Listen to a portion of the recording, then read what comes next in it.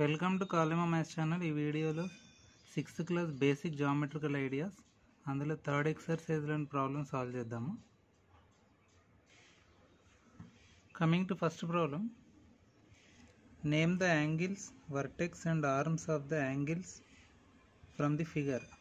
So ఇక్కడ మనకు ఒక టేబుల్ ఇచ్చారు. ఆ టేబుల్లో మనం angle, vertex, arms of the given figure నుంచి మనం ఐడెంటిఫై చేసి ఇక్కడ రాయాలి.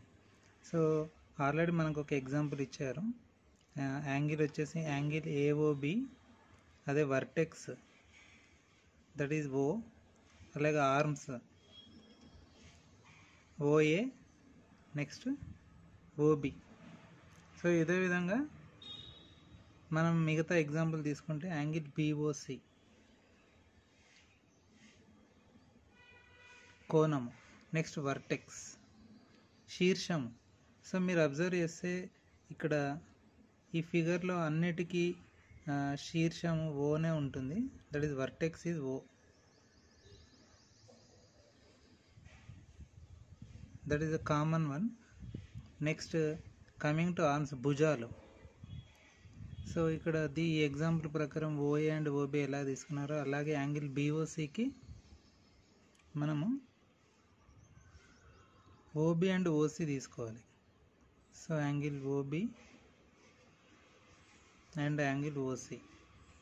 సో ఇదే విధంగా థర్డ్ వన్ వచ్చేసి యాంగిల్ సిఓడి.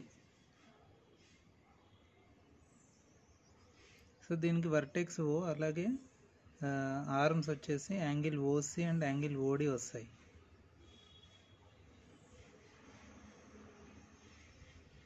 నెక్స్ట్ ఇదే విధంగా లాస్ట్ వన్ వచ్చేసి angle DOA.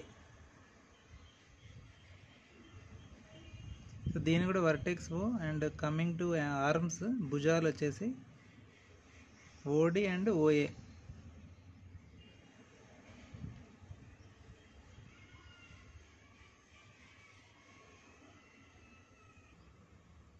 Coming to second problem, name the angles formed in the figure. So ఇక్కడ ఇచ్చిన ఫిగర్లో మనం యాంగిల్స్ ఏవేవి ఉన్నాయో అవి ఐడెంటిఫై చేయాలి. సో ద ఫస్ట్ వన్ వచ్చేసి యాంగిల్ ఏబిసి. దీన్ని యాంగిల్ బి అని కూడా మనం రాయొచ్చు. సింపుల్గా దీన్ని యాంగిల్ బి అని కూడా మనం రాయొచ్చు. సో ఇదే విధంగా మిగతా angles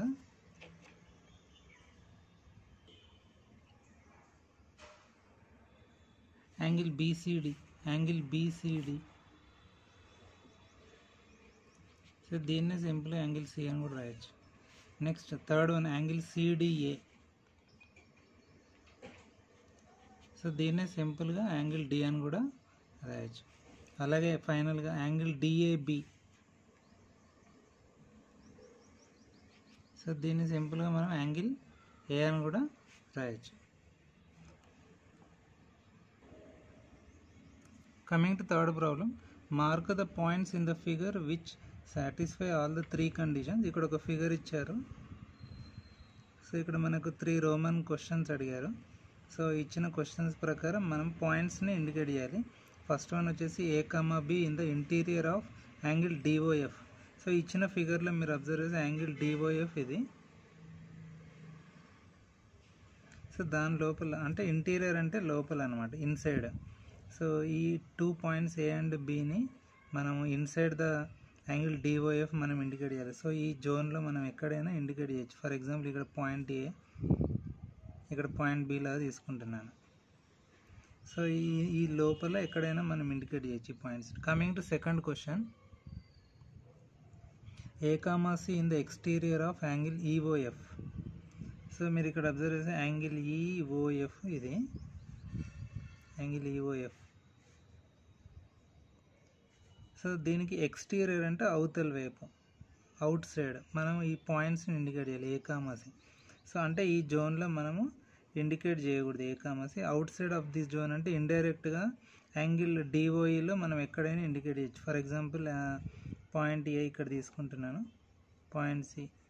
so these 2 points are exterior to angle EOF అనమాట. నెక్స్ట్ థర్డ్ వన్ వచ్చేసి B on DOE, angle DOE. So ఇక్కడ మీరు అబ్జర్వ్ చేస్తే దిస్ ఈజ్ యాంగిల్ డిఓఈ. ఇక్కడ మీరు ఆన్ అని ఉంది, ఆన్ అంటే ఎగ్జాక్ట్లీ ఆ లైన్ పైన మాత్రమే ఇండికేట్ చేయాలి. అంటే ఇన్సైడ్ ఇంటీరియర్ ఆర్ ఎక్స్టీరియర్ కాకుండా ఎగ్జాక్ట్లీ ఆన్ దట్ లైన్. ఈ లైన్లో ఎక్కడైనా మీరు ఈ పాయింట్ బిని మనం ఇండికేట్ చేయొచ్చు. ఫర్ ఎగ్జాంపుల్ నేను ఇక్కడ తీసుకుంటున్నాను.